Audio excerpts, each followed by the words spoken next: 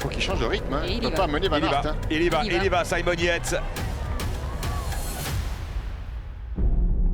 Bonjour à tous, bienvenue sur la 8e étape de ce Paris-Nice 2022. La course au soleil, 80e du nom, va connaître son épilogue sur un parcours devenu quasi traditionnel dans l'arrière-pays niçois avec en point d'orgue, quasiment au bout des 115 km du parcours, le col d'Aise et un retour 3 ans après sur la promenade des Anglais. Aujourd'hui, la météo a viré à la pluie pour la première fois de la semaine sur la course au soleil, mais les fantômes du passé vont-ils refaire surface ? Primož Roglič a une avance intéressante pour aller chercher la victoire finale, mais on se souvient tous de sa chute l'année dernière lors de la dernière étape de ce même Paris-Nice dans la première difficulté et sa descente dans le col de Levens. Course perdue le dernier jour, on se souvient également du Dauphiné 2020 avec une chute la veille de l'arrivée, cette fois Roglič est prévenu. Je n'y ai pas pensé plus que ça, c'est du passé. On a beaucoup de choses qui peuvent encore arriver. On essaie d'abord de se concentrer sur ce qui va se passer aujourd'hui.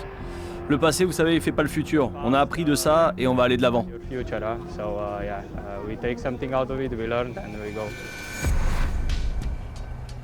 Dans une course complètement nerveuse et courte sous la pluie, les conditions sont compliquées, les premiers kilomètres de l'étape sont chaotiques, les coureurs sont éparpillés sur le parcours et la sélection s'est opérée par l'arrière, beaucoup de coureurs ont craqué, parmi le top 10 Vlasov qui a chuté loin désormais, une quarantaine de coureurs en tête de course au passage au sommet de la troisième difficulté de la journée, la côte de Berre-les-Alpes, à moins de 65 km de l'arrivée. Pas de bagarre pour les points, voilà de quoi aider Valentin Madouas dans sa quête du maillot à pois, ses adversaires sont aussi passés par la fenêtre, scénario idéal pour le français. Ça va être une course difficile, je pense que voilà, la première difficulté va se faire à fond, la deuxième aussi, la troisième aussi et on fera les points après.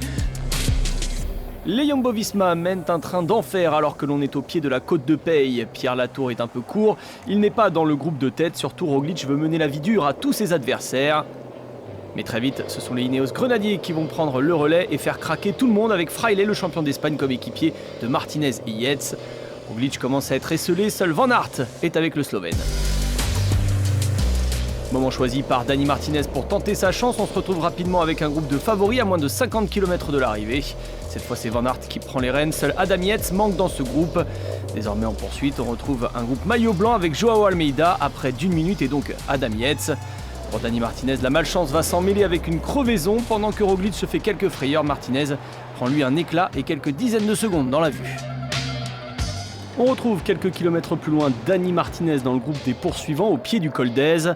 Sur le bas de la montée, les 4 hommes de tête restent ensemble à environ 20 km de l'arrivée, mais rapidement, alors que l'on passe sur l'inédit chemin des Vinaigriers, Simon Yates place l'attaque la plus tranchante.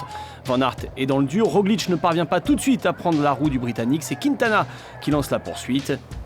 Yates prend ses aises dans le col raide, une vingtaine de secondes à 2 km du sommet en quittant cette portion inédite. Roglič lui ne parvient pas à mener la poursuite, c'est Van Aert qui s'y colle. Quintana va devoir jouer sa carte perso en solo pour aller chercher le podium de Paris-Nice. Au sommet, 24 secondes d'avance pour Simon Yates. La descente devra permettre aux deux gros rouleurs de la Jumbo-Visma de revenir quelque peu et garder la place de leader de Roglič. En revenant sur Quintana ensuite, dans les 10 derniers kilomètres, Dani Martinez va assurer sa place sur le podium. En revanche, le duo Van Aert-Roglič revient petit à petit sur Yates alors que l'on entre dans Nice.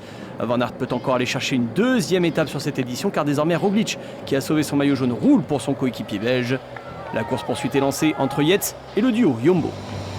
Pour Simon Yates, une deuxième place au classement général, une belle semaine pour le Britannique. Il a été costaud, hein, parce qu'elle ne favorisait pas cette descente, il a bien sûr résisté. Roglič était un peu cuit et Van Aert finalement aussi, hein, il avait tellement donné avant, ils n'ont pas été, bien qu'ils étaient deux, ils n'ont pas été en mesure de combler l'écart. Allez, Simon Yates qui va passer la ligne. Victoire de Simon Yates sur la promenade des Anglais pour le retour de la course au soleil ici après 3 ans d'absence. Simon Yates s'impose. Simon Yates est récompensé de son audace, Roglič était peut-être moins bien aujourd'hui et le coureur Bike Exchange a tenté sa chance. L'ancien vainqueur de la Vuelta 2018 remporte sa première course de la saison et prend une belle deuxième place sur ce Paris-Nice comme en 2018. Voilà un adversaire de taille cette saison pour les Roglič, Pogačar et consorts, reste à lui trouver quelques bons coéquipiers pour jouer un peu plus la gagne. Je voulais juste l'étape aujourd'hui. Pour le classement général, j'étais un peu trop loin. J'ai bien essayé de rattraper un peu mon retard, mais je suis content déjà avec cette victoire d'étape. C'était un peu trop demandé. Simon Yates signe sa première victoire de la saison. Derrière lui, on retrouve les Jumbo-Visma. À 1 minute 44, le groupe débattu avec Brandon McNulty, Søren Kragh Andersen et l'étonnant Stefan Kung sur cette étape. Sachez qu'une soixantaine de coureurs seulement a rallié Nice. Au général, Roglic rompt la malédiction après un Tour de l'Ain. En 2020, il remporte enfin une première course World Tour en France, devant Simon Yates et Dani Martinez, l'ancien vainqueur du Dauphiné 2020. Adam Yates et Quintana suivent. 2 Français sont dans le top 10, Guillaume Martin qui regrettera les pépins de début de course et Aurélien Paré-Pinte qui prend une belle 10e place. Cette dernière étape était vraiment très dure, mais elle s'est mieux passée que l'année dernière et je suis vraiment heureux. Bravo à toute l'équipe qui a fait un gros travail, spécialement à Wout van Aert. Il a été exceptionnel, Wout peut tout faire. Il est mi-moteur, mi-homme, il est vraiment extra. Avec une belle 2e place sur cette étape, Wout van Aert s'adjuge le maillot vert devant Primoz Roglic, régulier sur cette course, et Mats Pedersen, le vainqueur de la 3e étape à Dun-le-Palestel. Valentin Madouas n'a pas trop tremblé aujourd'hui avec la bagarre entre favoris. Il conserve son maillot à poids, durement gagné sur les 2 dernières étapes. Il devance le duo Van Aert-Roglic. Jean Almeida a quelque peu craqué dans le final, mais reste le meilleur jeune de ce Paris-Nice 2022 devant le Norvégien Andreas Leknesund de DSM et Brandon McNulty de UAE Team Emirates. Voilà une saison 2022 bien lancée, place désormais au classique de printemps avant de retrouver le chemin du Critérium du Dauphiné en juin. Rendez-vous l'année prochaine désormais pour la 81e édition de Paris-Nice.